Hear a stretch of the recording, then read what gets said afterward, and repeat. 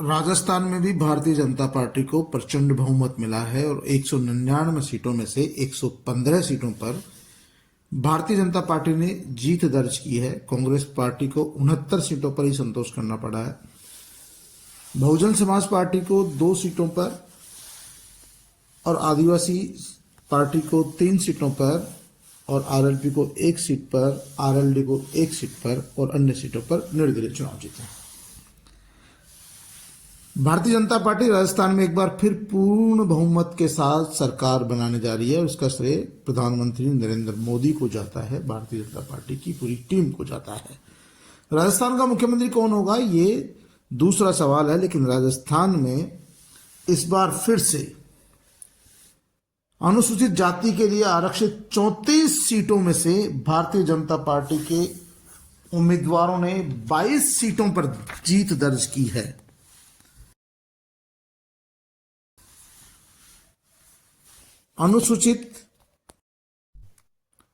दूसरी ओर अनुसूचित जनजाति के लिए आरक्षित 25 सीटों में से भारतीय जनता पार्टी के उम्मीदवारों ने 16 सीटों पर कब्जा किया है।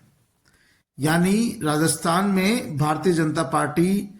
सत्ता में आई है तो भारतीय जनता पार्टी की अनुसूचित जाति और जनजाति वर्ग की 59 सीटों में से 38 सीटों पर इस बार फिर भारतीय जनता पार्टी ने कब्जा किया है और ये 38 सीटें भारतीय जनता पार्टी को सरकार बनाने की बड़ी सीढ़ी है,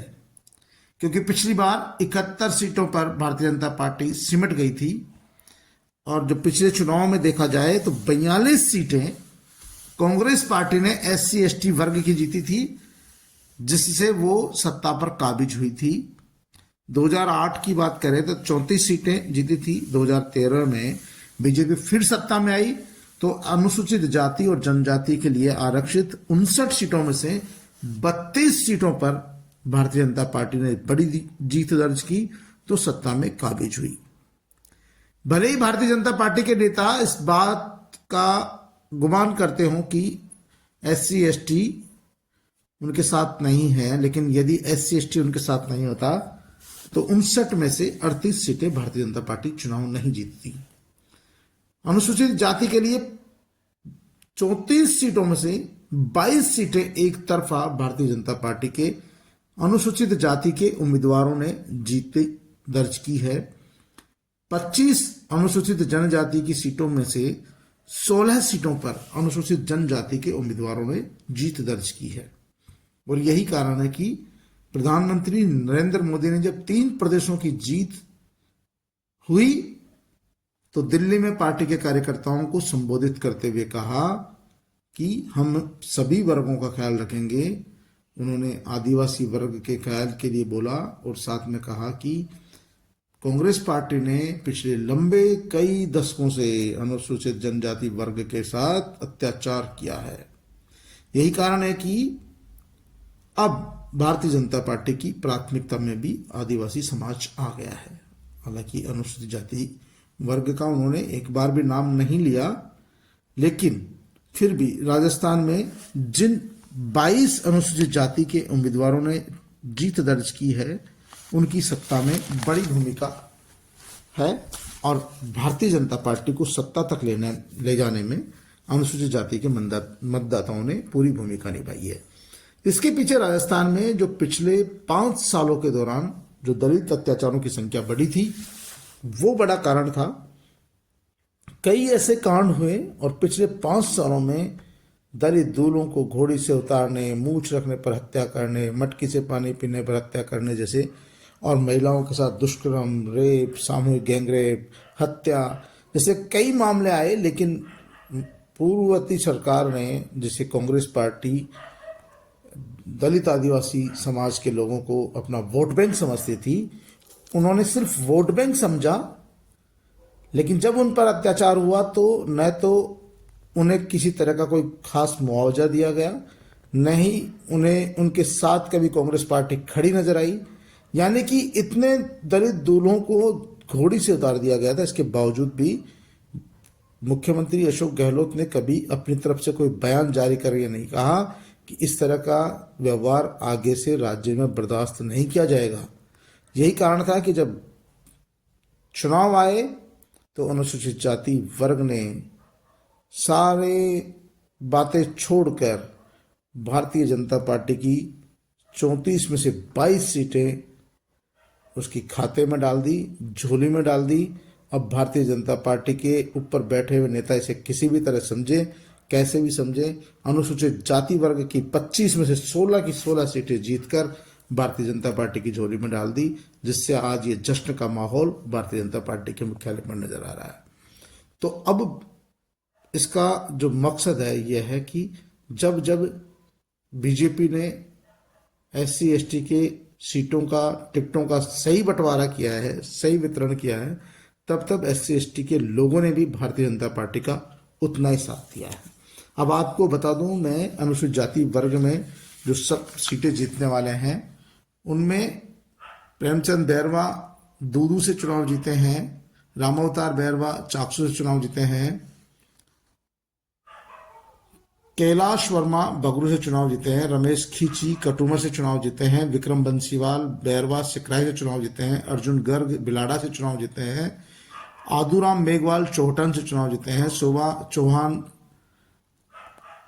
चुनाव जीती है सोजत से, जोगेश्वर गर्ग जालोर से चुनाव जीते हैं, अनीता बघेल अजमेर से चौथी बार चुनाव जीती है, लालाराम बंसी बैरवा सापुरा से, इन्होंने विधानसभा के पूर्व अध्यक्ष कैलाश मेघवाल को चुनाव हराया, सापुरा से चुनाव जीते हैं, लक्ष्मण कालरू मेड़ता से चुनाव जीते हैं, अर्जुन जीनगर कापासन से चुनाव जीते हैं, नौक्षम चौधरी कामा से चुनाव जीती है, बहादुर सिंह कोहली वेड़ से चुनाव जीते हैं, जितेंद्र गोठवाल बैरवा खंडार से चुनाव जीते हैं, मदन दिलावर रामगंज मंडी से चुनाव जीते हैं, कालूराम मेघवाल अट्टू से चुनाव जीते हैं, राधेश्याम बैरवा अट्टू 12 से चुनाव जीते हैं और विश्वनाथ मेघवाल खाजूवाला से चुनाव जीते हैं। ये तमाम वो सीटें थी जो कांग्रेस के पास थी और उनमें से अधिकांश सीटें 22 सीटें यानी 34 में से 22 सीटों पर अनुसूचित जाति के लोगों ने चुनाव जीता है। वहीं एक बागी की बीजेपी की जो बागी थी ऋतु बनावत, उसने बयाना से भी चुनाव जीत दर्ज की है। इसके अलावा ST वर्ग की सीटों की बात करें तो डॉक्टर किरोड़ीलाल मीणा ने सवाई माधोपुर से जीत दर्ज की है, महेंद्र पाल मीणा ने जमवा रामगढ़ से, रामविलास मीणा ने लालसोट से, राजेंद्र मीणा ने महुआ से, गोपीचंद मीणा जहाजपुर से, कालू सिंह फूल सिंह मीणा उदयपुर से, प्रताप मीणा गोगुंदा से, बाबूलाल खराड़ी झाड़ोल से, अमृतलाल मीणा कैलाश मीणा गढ़ी से, शंकरलाल ने सागवाड़ा से, हेमंत मीणा प्रतापगढ़ से और हंसराज पटेल सपोटरा से मंत्री रमेश मीणा को हराया है। गोविंद रानीपुरिया ने भी चुनाव जीता है, कंवर मीणा ने अंता से और ललित मीणा ने किशनगंज शाहबाद से चुनाव जीता है। तो SC ST के लोगों का कहना यह है कि SC ST के लोगों के लिए बीजेपी पराई नहीं है और जब जब बीजेपी ने टिकटों का सही वितरण किया है तो SC ST के लोगों ने SC ST के लोगों ने कांग्रेस पार्टी से तंग होकर भारतीय जनता पार्टी की झोली तो वोटों से और सीटों से भर दी है, लेकिन अब भारतीय जनता पार्टी के बड़े नेताओं का भी दायित्व बनता है कि जब सत्ता में भागीदारी का समय आए तो SC ST के वर्गों का ख्याल रखा जाए। उन पर जो पिछले 5 सालों में जिस तरह के अत्याचार हुए हैं, अनाचार हुए हैं, उनके साथ भेदभाव हुआ है, उनको न सत्ता में भागीदारी मिली न संगठन में भागीदारी मिली, तो कहीं न कहीं इन तमाम बातों का ख्याल रखते हुए यदि भारतीय जनता पार्टी ने SC ST को गले लगाने की कोशिश की तो आने वाले लोकसभा चुनाव में भी भारतीय जनता पार्टी को इसका फायदा मिलेगा और आने वाले समय में जिसे कांग्रेस पार्टी अपना जेबी वोट बैंक सिर्फ वोट बैंक समझकर चल रही थी, उसे भी सोचना पड़ेगा। और जो SC वर्ग के आदिवासी वर्ग के लोग जो अभी भी कांग्रेस पार्टी का अपने आप को वोट बैंक समझकर चलते हैं या उनका ही पिछलू मानकर चलते हैं, वो भी सोचने में मजबूर होंगे कि भारतीय जनता पार्टी भी वैसी पार्टी है, राष्ट्रीय पार्टी है और हमारा पूरा ख्याल रख सकती है, हमें अपना हक और हकूक देख सकती है। अब SC/ST के लोगों ने तो अपना फर्ज निभा दिया, अब जिम्मेदारी भारतीय जनता पार्टी के राष्ट्रीय नेतृत्व की है। हालांकि प्रधानमंत्री नरेंद्र मोदी ने अपने भाषण में कहा है कि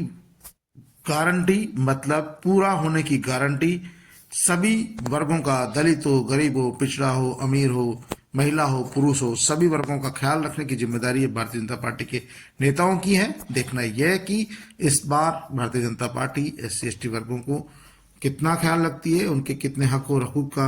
रक्षा करती है, उन्हें कितनी सुरक्षा प्रदान करती है, और जो उनमें भावना घर कर गई है कि हिंदुस्तान में भारतीय जनता पार्टी आ गई तो संविधान बदल देगी, देश बदल देगी, इस भावना को भी उन्हें दूर करना होगा, उनका डर खत्म करना होगा। यदि डर खत्म हो गया तो भारतीय जनता पार्टी को फिर कोई हराने वाला नहीं होगा।